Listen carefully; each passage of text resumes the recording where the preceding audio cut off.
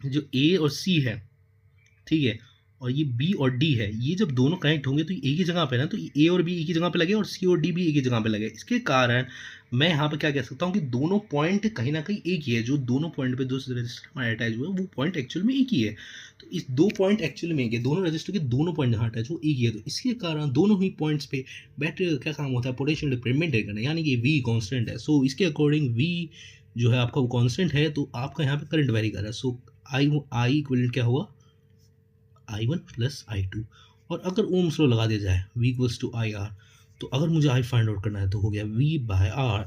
सो V constant ही है सबका, V R equivalent equals to V upon R1 plus V upon R2।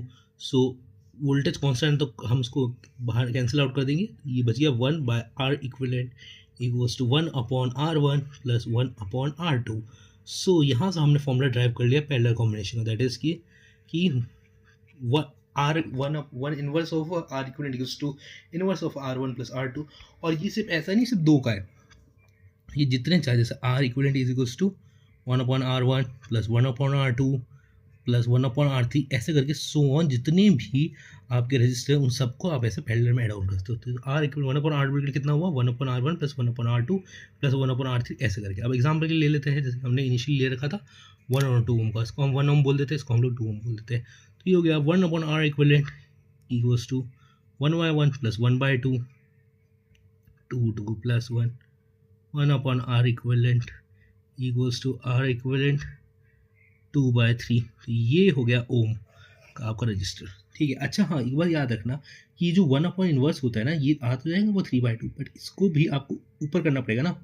ये 1 upon R equivalent है, are equivalent क्या होगा, इसको आप ऊपर कर दोगे तो ये देखो फ्रैक्शन क्या होता है ना, जैसे कि ए बाय बी सी आ रहा है, तो आपको अगर बी बाय ए पूछा गया है तो आपको उसको ऊपर फ्लिप करना पड़ेगा, तो बी बाय ए होगा, बट ये भी at the same time flip हो जाएगा, तो ये 1/c हो जाएगा। अगर कुछ नहीं है तो नीचे 1 मान लेते हैं, और मान लो कुछ है, जैसे A by B equals to C by D है, और मुझसे पूछा गया बी बाय ए, तो B by A equals to D by C, ऐसे हो जाएगा, ठीक है। तो same way 1 upon R equivalent है, तो ये 3/2 आ रहा है, तो इसको जब हमको आर इक्विवेलेंट पूछेगा तो आर इक्विवेलेंट ऊपर चल जाएगा और ये 2/3 ओम हो जाएगा।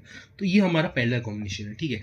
और पैरेलल कॉम्बिनेशन के अंदर वोल्टेज क्योंकि कांस्टेंट रहता है, इसके कारण ये हमारे जो होम्स अप्लायंसेज है उसके लिए बहुत यूज़फुल रहता है, क्योंकि सारे जितने भी आपके इक्विपमेंट्स उन सबको पर्टिकुलर कांस्टेंट वोल्टेज मिलती है, उसके कारण वो आराम से अपना काम को ही कूलम चार्ज को मूव करा पाते हैं। तो इसके कारण आपको सारे डिवाइस अच्छे से काम करेंगे। बट हाँ, इसको ये आप ये मत करना कि आप इसको फ्यूज़ लगा दें, ऐसे नहीं, देखो सर्किट जैसे